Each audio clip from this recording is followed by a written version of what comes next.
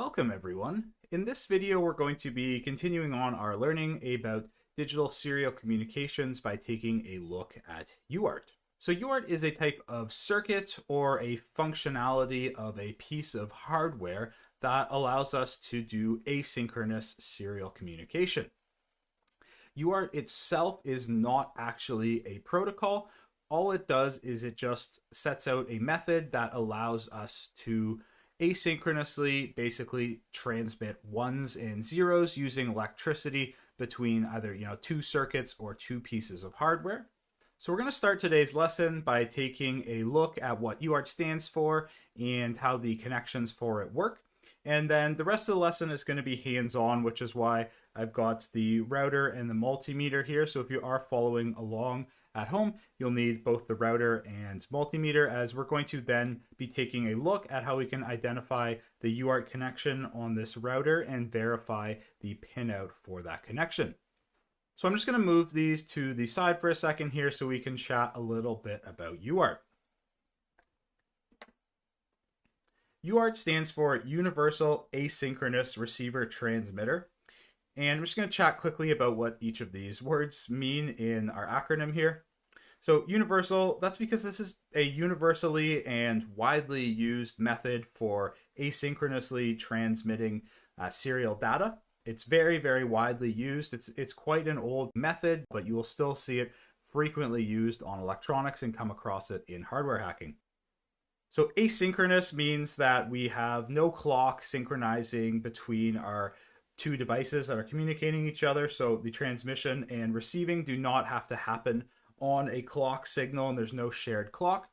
What we do need to do, though, similar to that previous serial protocol that we were kind of making up in the last lesson, is agree on a baud rate or speed that we're going to be transmitting at, so the receiver can then decode those transmissions. And then the receiver transmitter, this one's pretty straightforward. It just stands for that the devices are able to both receive and transmit. Now I've drawn out two devices here so we can look at the pinouts for standard UART and how they're connected. So I've got device A here and device B. So generally with UART communication nowadays, it's going to be handled by a functionality of a processor or some other integrated circuit. So that's why, just at its very, very base level, I've drawn these as chips, 8-pin chips, and generally you're going to have many, many more pins on the chips, and you'll have to look at the pinouts for them to see what pins are used for UART. And just to simplify it, I've just drawn it as these 8-pin chips. So just to keep in mind also, when you're looking at this on a circuit, generally you're going to have this soldered to a PCB, and then we'll have traces that go off somewhere, maybe to a header or other connections for these pins. So UART generally is going to have 4 pins, and they're going to be the TX pin, and TX stands for transmission, the RX pin, where RX stands for the receiver, then we'll have a ground and a VCC.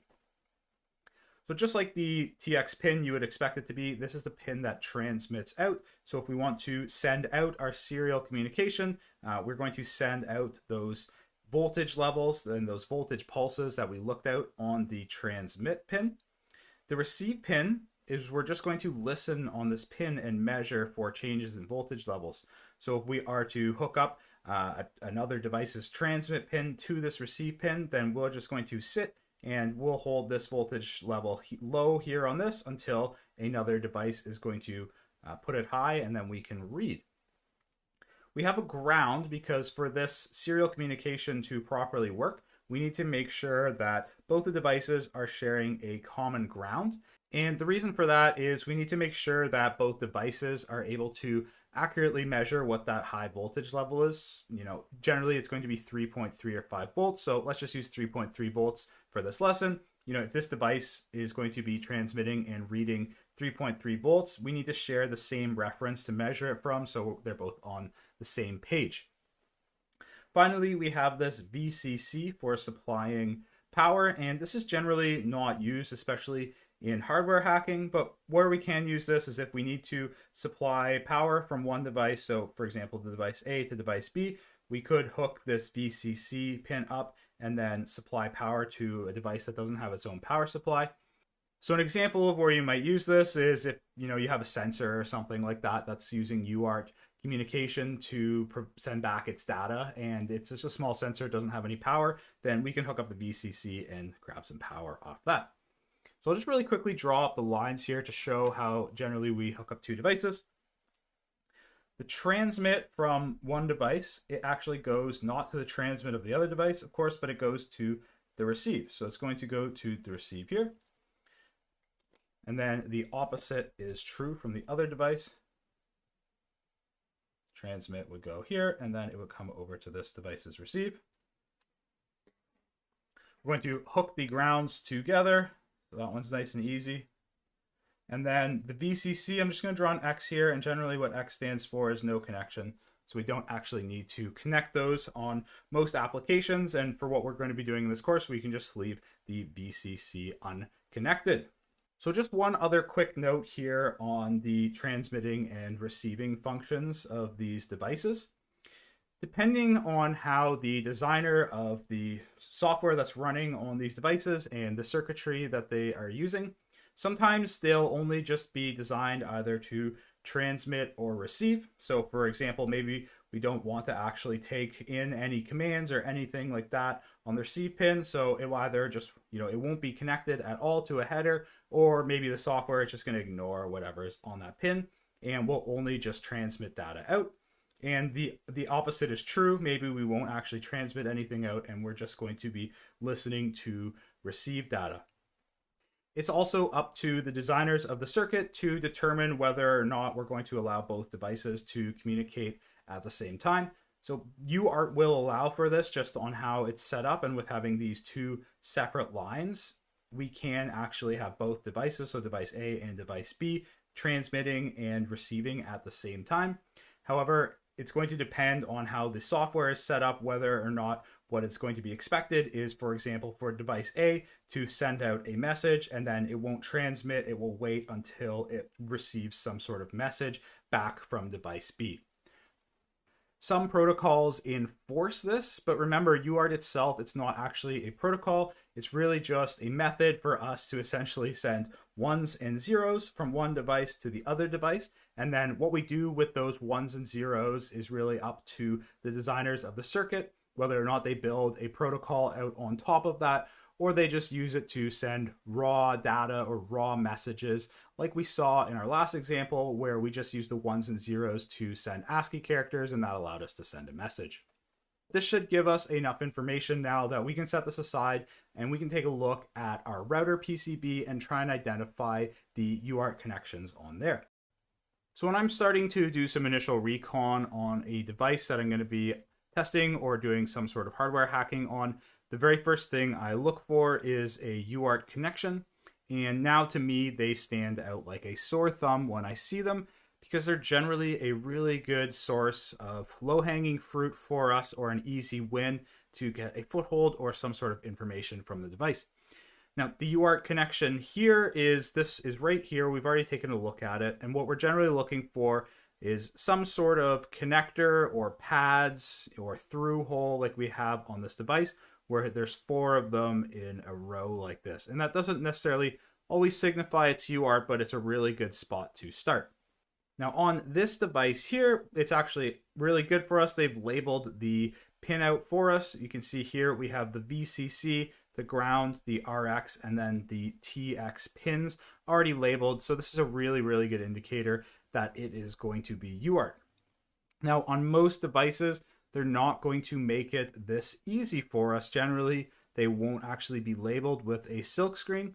So what we need to learn how to do is identify which of these pins are which and actually be able to check and see if this is a UART connection. And we can do that with just a multimeter. Another thing that I will say also is, even though these are labeled, it's still a really good practice to check our voltage levels and check the pins and make sure they actually match. Later on in this course, we're going to be using this UART connection to connect back to our computer. And when I connect anything to my computer off of circuitry, I really like to check the voltage levels and make sure everything is okay, because I don't want to damage my computer. Luckily, from the previous lessons in this course, we already have all the skills that we need to test these with our multimeter. So I've got it right here. The first thing that we're going to test with it is I've just put this on the continuity setting, and we're going to double check and make sure that this one, which is labeled ground, is actually a ground connection. You may remember we actually already tested this, so we're going to do it quickly here again, but we also identified this little bare metal pad right here that's denoted with, I believe, a P1. This is all a ground connection as well. So we can just check the continuity really quickly between the ground and this P1.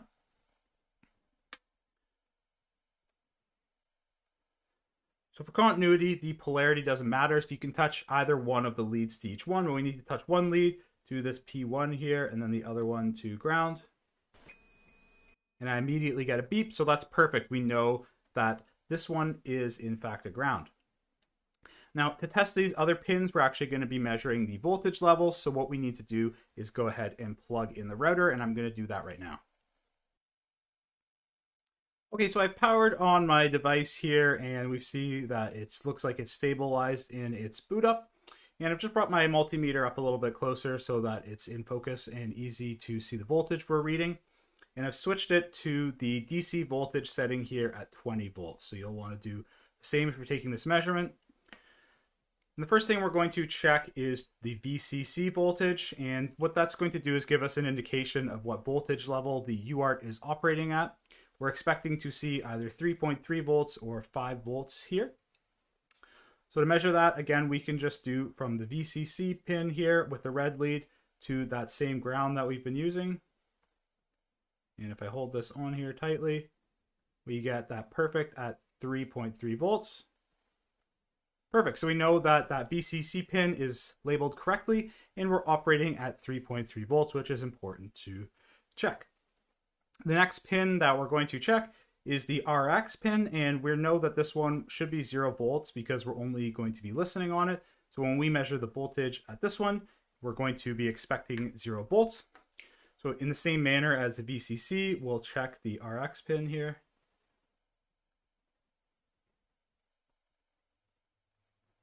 Perfect, it's right at 0 volts, and that is what we're expecting. The next pin that we're going to check is the TX pin.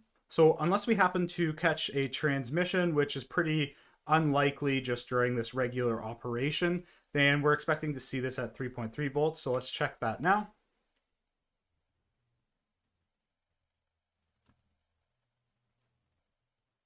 Perfect, right at 3.3 volts. Okay, so you may be wondering, if these weren't labeled, how can we tell the difference between which one is the VCC and the transmit? So what we can do is we can force a transmission on the board. And the easiest way to do that is actually just to reboot the router or, unplug the power supply, replug it in. Have you ever watched like your BIOS on your computer? When you're starting up, there's a lot of messages that come through. There's a lot of logging that takes place right at startup. There's a lot of important, messages printed out. And that's the same with this router as well. If we unplug it and then reboot it up, we should be able to see a bunch of transmission taking place. So what I'm going to do is I'm just going to unplug this and then plug it in. And then pretty quickly, I'm going to try and probe the transmit pin again so we can catch those boot up messages. And what we'll be looking for is we'll be looking for that 3.3 volts to drop down to something in the 1 volt or 2 volt range. And we'll talk about why that's happening in a second here. So I'm just going to unplug it. And plug it back in.